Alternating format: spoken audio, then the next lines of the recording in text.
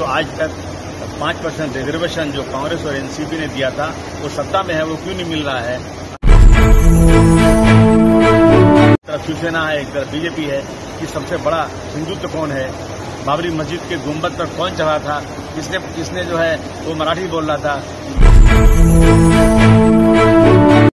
जो सरकार बनी थी कॉमन मिनिमम प्रोग्राम में, उस सरकार की नीति वही है या बदल गई है। सवेरा न्यूज नेटवर्क को लाइक करें, सब्सक्राइब करें और बेल आइकन दबाना ना भूलें।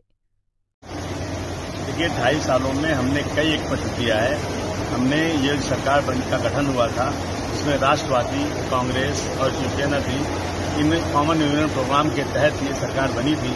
हमने सपोर्ट किया था। हमारे किसी लेटर का जवाब नहीं आया और हमसे जनता पूछती है कि भाई आप सेकुलर सरकार चलाते हो तो आज तक 5% रिजर्वेशन जो कांग्रेस और एनसीपी ने दिया था वो सत्ता में है, वो क्यों नहीं मिल रहा है। आज जो है माइनॉरिटी कमीशन क्यों नहीं बना, महाराष्ट्र हज कमेटी क्यों नहीं बनाई गई, मौलाना आजाद फाइनेंस कॉर्पोरेशन का गठन क्यों नहीं हो रहा है, उर्दू अकेडमी क्यों नहीं बनाई गई। ये सारी चीजें जो है पेंडिंग है, जवाब नहीं मिल रहा था। और मैं देख रहा हूं अब जो 2.5 साल के बाद ये जो है दोनों पार्टियां लगी हुई हैं, एक तरफ शिवसेना है, एक तरफ बीजेपी है कि सबसे बड़ा हिंदुत्व कौन है, बाबरी मस्जिद के गुंबद पर कौन चढ़ा था, किसने जो है वो मराठी बोल रहा था। उनको अब एक दूसरे लोग गर्व कर रहे हैं कि हमने ये किया।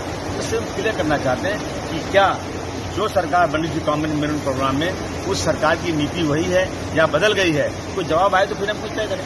वो तो ऐसा होता है ना कि जो लोग बागी होते हैं, जिसे डर होता है भाग जाएंगे, उनको होटल में रखा था। मेरे पास घर यहाँ, मेरे पास कुछ होटल है और मैं एक बंधुआ मजदूर नहीं हूँ, मैं किसी का बाधा हुआ नहीं हूँ। मैं किसी होटल में जाऊँ, मैं और मेरा एमएलए, हम लोग किसी होटल में जाने वाला नहीं, हम आजाद पंछी हैं।